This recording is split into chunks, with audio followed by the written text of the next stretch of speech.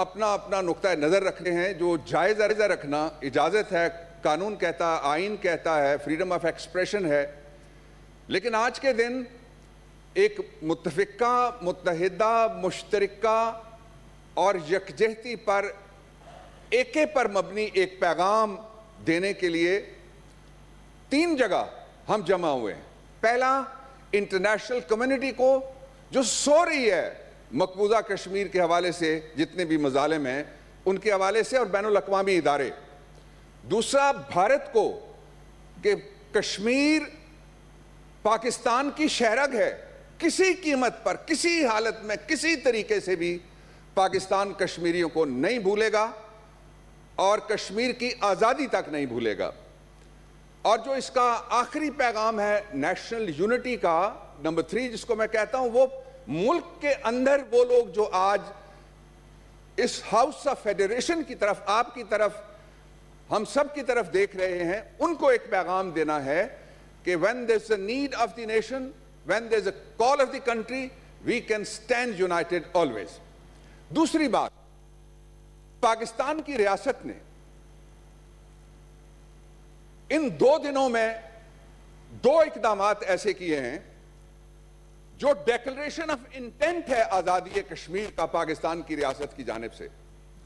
ان میں سے پہلا قدم یہ ہے کہ کشمیر جانے والے سارے راستے اب شاہراہ سری نگر کہلائیں گے، اور آزادی کی منزل، سری نگر کی آزادی تک، انڈین آکوپائیڈ کشمیر کے جتنے بھی علاقے ہیں ان کی آزادی تک، یہ منزل کا سفر وہ کسی قیمت پہ بھی پاکستان اور اس کی ریاست اور اس کے عوام کھوٹا نہیں ہونے دیں گے. دوسرا جو حصہ ہے جناب چیئرمین، وہ یہ ہے کہ انڈیا سرزمین بے آئین ہے، اور یہ کوئی پولیٹیکل ریٹرک میں نہیں کر رہا.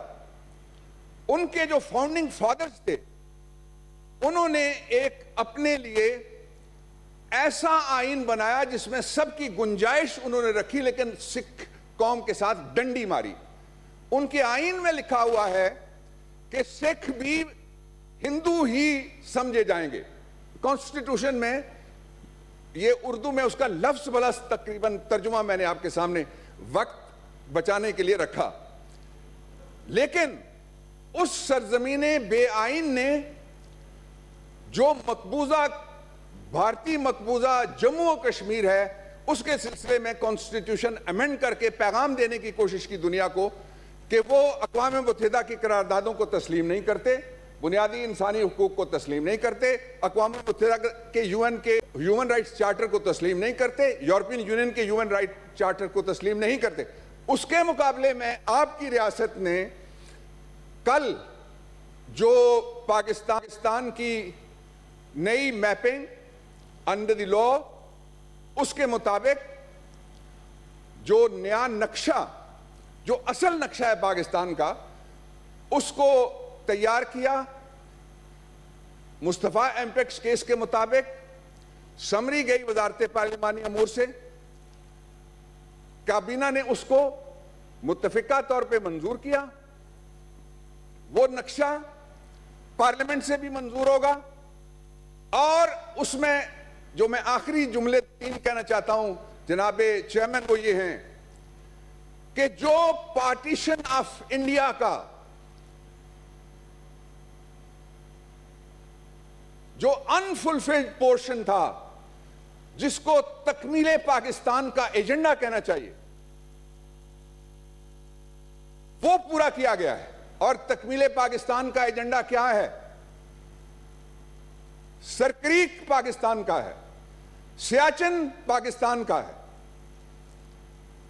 جموں اور کشمیر پاکستان کا ہے، لداخ پاکستان کا ہے، اور جوناگڑھ جس کے رولر نے پاکستان سے ایکسیشن کی، بھارت نے قبضہ کیا.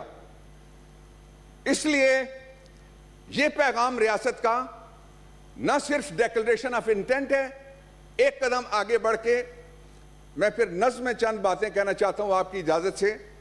اور وہ قدم یہ ہے کہ اب اس مسئلے کے اوپر جب بھی گفتگو ہوگی، جس فورم پہ بھی گفتگو ہوگی، جس طریقے سے بھی گفتگو ہوگی, جس لیول پہ بھی گفتگو ہوگی, پاکستان کے کمپلیٹ نقشے کے مطابق, نئے میپ کے مطابق پاکستان کا موقف سامنے رکھا جائے گا.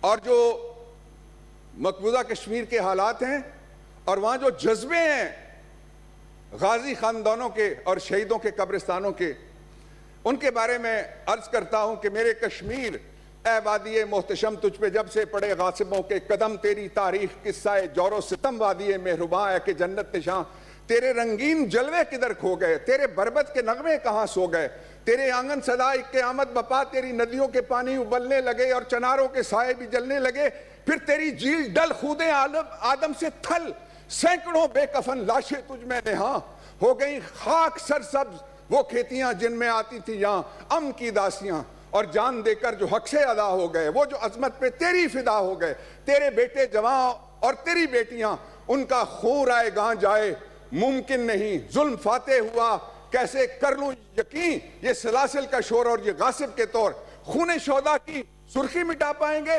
حق پرستوں کے جذبے دبا پائیں گے, کب تلک ہے فلک آدمی پہ ستم ڈھائے گا, دور بدلے گا کب وہ سمے آئے گا, ظلم حد سے بڑا حق تنہا کھڑا, متحدہ کی آنکھیں ہیں بند, کام کچھ نہ ہوا لیک دعوے بلند, اور آخری بند ہے صبر کیسے مگر ہم سے ہو چارہ گر, اٹھ پڑے ہم کے دھرتی پکارے ہمیں, رو رو کہتے ہیں اپنے پیارے ہمیں, اٹھ جواں مثل آتش فشاں, اٹھ غلامی کی زنجیر کو توڑ دے, اٹھ کے تاریخ کو ایک نیا موڑ دے, اٹھ ذرا سارے جگ کو بتا, تیری دھرتی پہ غاصب نہ جی پائے گا, اپنے بارود میں خود ہی جل جائے گا, کشمیر بنے گا Pakistan. Thank you ji. Senator Sherry Rehman صاحب, میری گزارش ہے کہ سارے ایک تو کشمیر کی بات کریں گے ظاہر ہے, اور دوسرا ٹائم کا بھی خیال رکھیں گے سارے ساتھی تاکہ بول سکیں اس پہ, یہ ایک اہم ایشو ہے, سب چاہتے ہیں کہ اس میں. آج شکریہ چیئرمین صاحب, آج کشمیر کے حوالے سے 1 سال ہو گیا ہے جو ہندوستان نے وہاں ایک غیر قانونی قبضہ قائم کیا ہوا تھا, اس کے حوالے سے آج یوم استحصال ہو رہا ہے اور منایا جا رہا ہے, اور آپ کا شکریہ کہ آپ نے سینٹ میں یہ اجلاس خاص منعقد کیا اور سب کو موقع دیا. انشاءاللہ سب ہمارے دوست بھی بولیں گے. آج بالکل کشمیر کا دن ہے, لیکن ہم سمجھتے ہیں چیئرمین صاحب کہ استحصال سے بہت زیادہ ہمارا جذبہ ہے. استحصال تو نرم لفظ ہے, انہوں نے, ہم تو بلکہ صبح یہ ڈسکس کر رہے تھے کہ یہ غیر قانونی قابض قوت ہے, اور ان کے ساتھ ہم استحصال سے بہت آگے کی بات کریں, کیونکہ جو ہوا ہے کشمیر میں وہ اللیگلی انڈین آکیوپائڈ کشمیر میں, وہ میں سمجھتی ہوں دنیا کا سب سے بڑا لینڈ گریب, یعنی زبردستی کا قبضہ ہے. اس کی اہمیت 3 چیزوں میں ہے, لیکن سب سے پہلے میں یہ کہوں گی, کیونکہ منسٹر نے بڑی بات کی کہ کشمیر بنے گا پاکستان. انشاءاللہ آپ کا جو سیاسی میپ بھی ہے اس کی بھی منطق سمجھ آتی ہے, کیونکہ وہاں سے بھی بنا ہے. ہندوستان نے بھی پورے آزاد کشمیر کو اپنی زد میں اپنے پولیٹیکل میپ میں لے لیا ہے, لیکن خاص طور سے پیپلز پارٹی کی نظر میں, اور میں سمجھتی ہوں سارے پاکستان کی نظر میں, یہ کشمیری آئیڈینٹی اور شناخت اور ان کے حق خود ارادیت کا معاملہ ہے. بنیادی طور پر this is about the Kashmiris' right of self-determination, right? And allow me to speak in English, because I think the whole point of all such gestures is that our thoughts be conveyed internationally, and principally, I have written an article also, I would urge you to read it in the news. I have principally appealed to the West, because they are the ones who have brought to the fore a human rights philosophy, a universal relation on the rights of man at the United Nations. And they hold the entire world accountable.